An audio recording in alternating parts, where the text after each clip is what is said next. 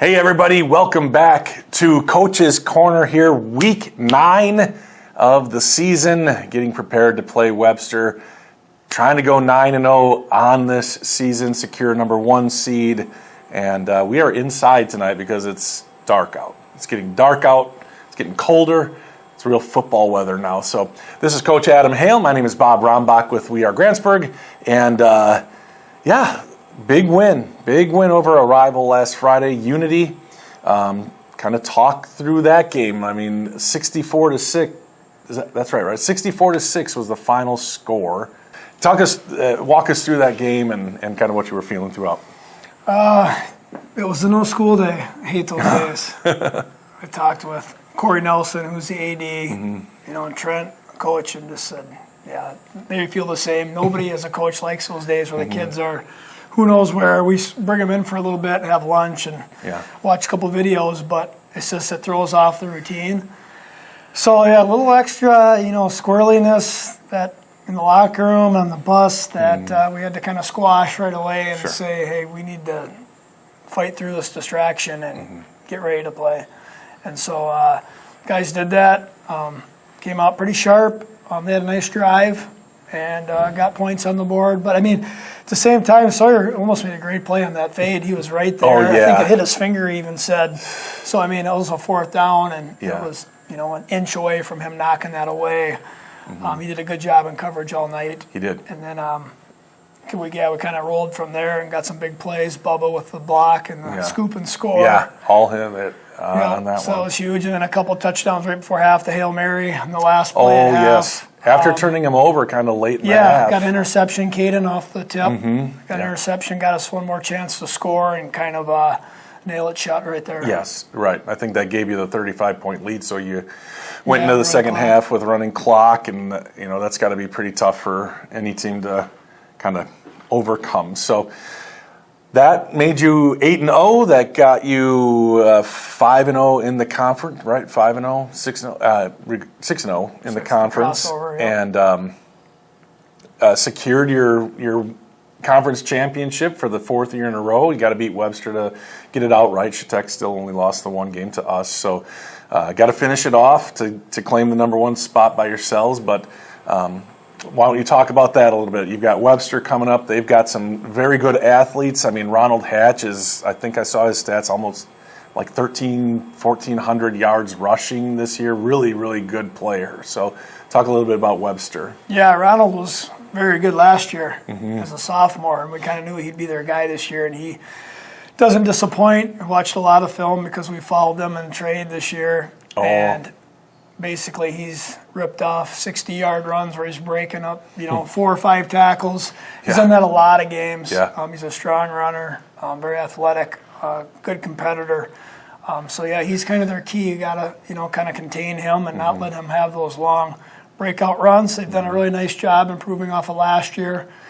Playing a little more physical and opening up some holes in the run game and playing some sound defense too. So guys know that, again, this is another rivalry game. We want to come out right from the get-go because we know they'll be ready, and we got to match that intensity. Yeah, and that's here. You always want to put on a good show in front of the hometown fans. And, so really just assignment sound and good tackling on Ronald, and he might get some, but overall that's kind of the game plan, right? Like, you gotta contain him. That's where it starts anyway. You got to contain him, number 1, and then go from there. If you can contain him and then make some other guys beat you, okay, you don't want them to beat you, but that's kind of got to be the mindset. So we got to slow him down first, and then the other quarterback's a good player too, and so you got to take care of that as well. Not looking ahead or assuming anything about Friday, but I guess I am assuming. Let's say you do get that undefeated season that you've been hunting for, and you do get the number 1 seed. You guys are ranked number 1 in Division 5 right now. I'm assuming that with a win here, that would continue. There's only 3 undefeated teams left in Division 5, I think.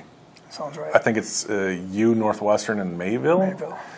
And we can talk about that Amherst-Stratford game because Stratford got by Amherst.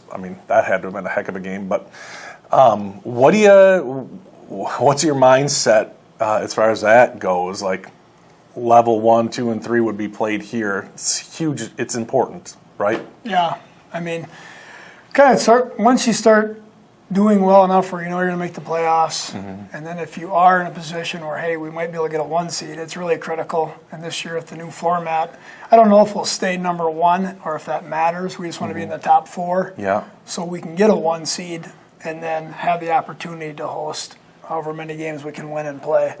And so, having that advantage and being at a place you're comfortable and avoiding travel, where guys like to play, you want to play at home.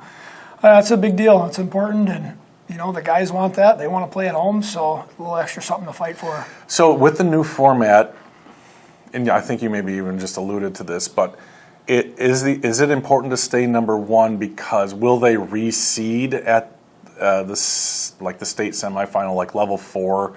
Will they reseed? So if you were number 1, not that you would still play neutral site, but you would play the number 4 team, and the 2 would play 3, or I don't believe so. Then? I don't think so. So the South. So you're saying like the Southeast would play the Northwest or whatever already, that way and have that set. I haven't even thought about it or looked into it, but I believe it's just for this first sectional groupings, and then from there on it's preset or predetermined. I see. Okay. And then, St. Croix, their only 2 losses were to us and to Northwestern. Yep. So they're like ranked 10th in the state. So another really good team to be aware of around here. Not sure where they would end up as far as it changes each week. Like you look at from last week to this week. Yeah.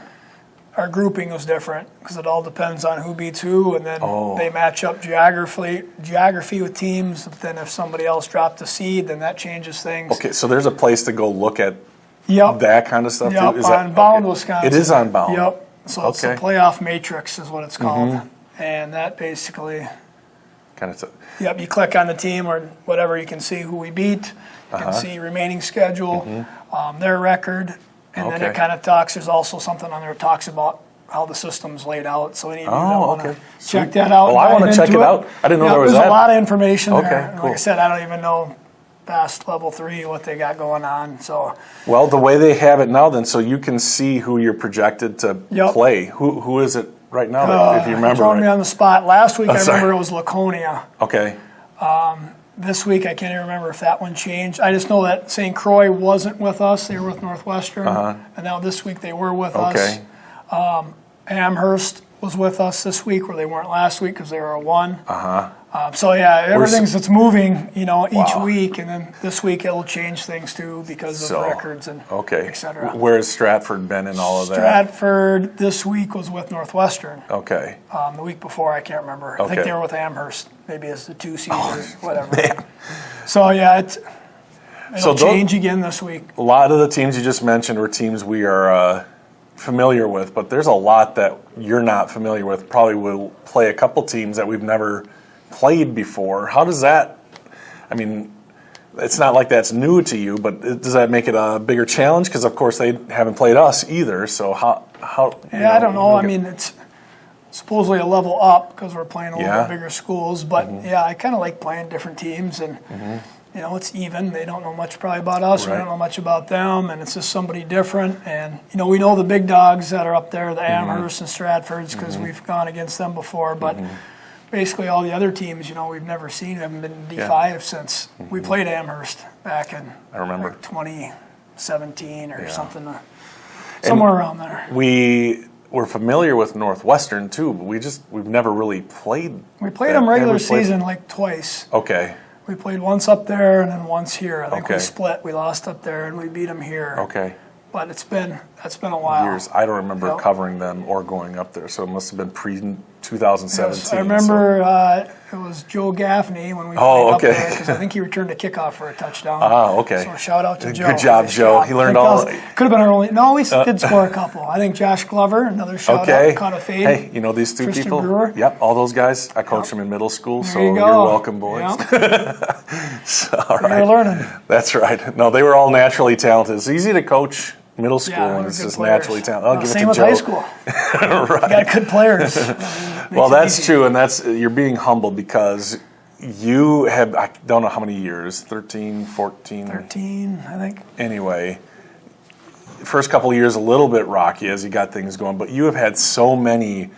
I think it's been winning seasons ever since, and just looking at your stats, they're gaudy. So you have built a program. If it's 13 years, that means the kids who are seniors now were kindergartners when you started. Have you thought about that?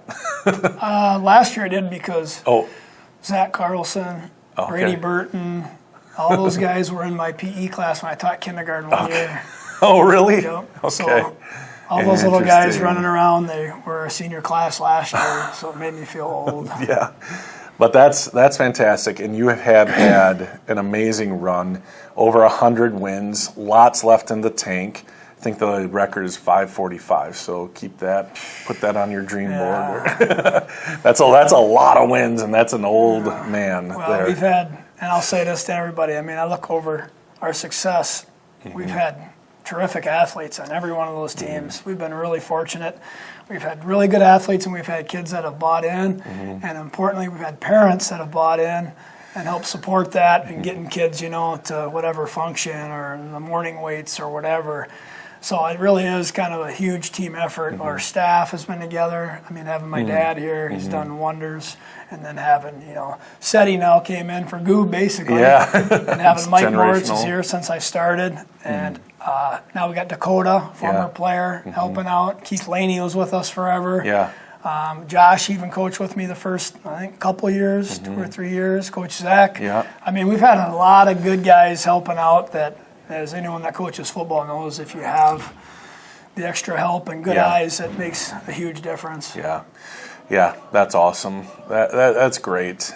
We talked last week about the Chanel's are well, kind of a nice bonus, too. the Chanel's were all right. I made it for an easy 4-year run. That was a 4-year run, but it's not. I want to avoid just saying that because, like you said, there have been a ton. Obviously, those guys elevated things. Yeah. It was so much fun to watch those Luke guys Anderson, play. David Exactly. McKean. Well, Bryce Roofs never got a. I mean, Bryce he Roofs was was behind terrific. Leo, Yep. and he would have been an all-state running back himself. he was very good. Good line. He was playing line. Like I remember, he was good on defense. Tyrell Brand was awesome on. There were a lot of guys on those teams, but the thing is, if we're going to go down that, you've got guys like John and Leo who have a standard. And when you have guys on the team who are leading the team, when it's a team-led thing, that's where I think you can really achieve good things. When it's a coach-led thing, you can have a good season, but when you got those guys buying in, so the Chanel boys even still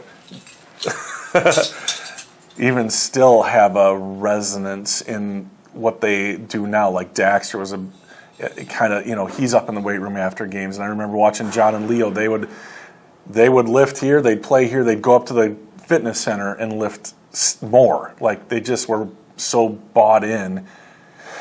And so that helped those teams there, but it's still happening. That's what I see from an outside. Like there's a standard that they kind of set, and maybe it was set before them, but I know that they set that standard, and it's kind of continued on. Yeah, they were the first. I remember John saying, "Hey, coach, can we lift more during the year?" John said that because we were at that time maybe lifting twice. He said, "Hey, can we lift another day?" I mean, to this day, now we're lifting 3 days in season a week compared to 1 or 2 way back in the days. And then younger guys, again, saw the work ethic. And those guys, like you said, leading the team. We talk about it all the time, Good teams, the coaches lead. Great teams, the players lead. Yes. And that's so true. I mean, last year's a perfect example. Had a great senior class. Yeah. Those guys led us the whole way.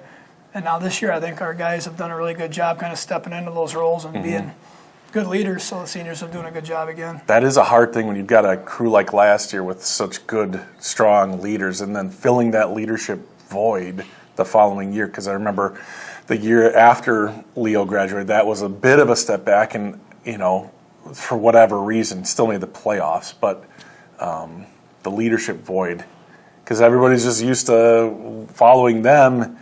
Who's going to step up the next year? But anyway, I could talk about that for a long time. Hope you guys aren't bored by that, but that's fascinating stuff for me. So, all right. Well, what a great year on the brink of going undefeated. Got to take care of business against Webster, a rival, like you said. But another conference championship is in the books.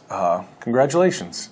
Thanks. Yeah, to you and your fun. coaching staff, the team, they really got it together. So, overcame some adversity. I mean, I don't know, just a solid year. So Well, let's have some more fun. Let's not end her now. now the Keep real her season going. begins. Next Coach's Corner, we'll be talking about the real season and can you go 5-0? If you went 9-0, can you go 5-0? I think that's all that's left to do. Good goal. Well, It's a good goal. I guess there's just one thing left to do. One day at a time. Okay. All right, Adam. Thank you very much. Thanks for doing these with me, and I think people are appreciative. I don't know. It's just we always say something stupid. They can I think always that's skip what through it. That's a good thing about the internet. If That's they get true. bored, they can just. they can just Fast ask forward through ChatGPT what were the highlights, and it'll say, well, there weren't really any this time, but who do we have? Get these guys in the background. Oh my gosh. Get them a cameo. Stinking. Hello, Coach's Corner. Just get to Guys, What? You're not going to use that for nefarious purposes, are you? Oh, just No. Dr. Pepper, really healthy. Has League doc- of Champions. Has Really Dr. healthy. Pepper come out and given you a sponsorship yet? We can only getting there. hope someday. Not getting yet. Hey, Mr. Pibb, if you're listening, Ooh, yeah. they can be Swipe bought. in and They can be steal bought. Does high school have NIL yet? Yeah, they do. Do they? Well, there you go. Look at these This two. face is ready to be Look on at the this. board. That's Yeah, look at this. Let's get a close up of Bubba. Right here. I can't zoom out anymore. I was going to zoom out. Okay, yeah, you can. There we go. And with that, thanks for watching. We'll see you on Friday night.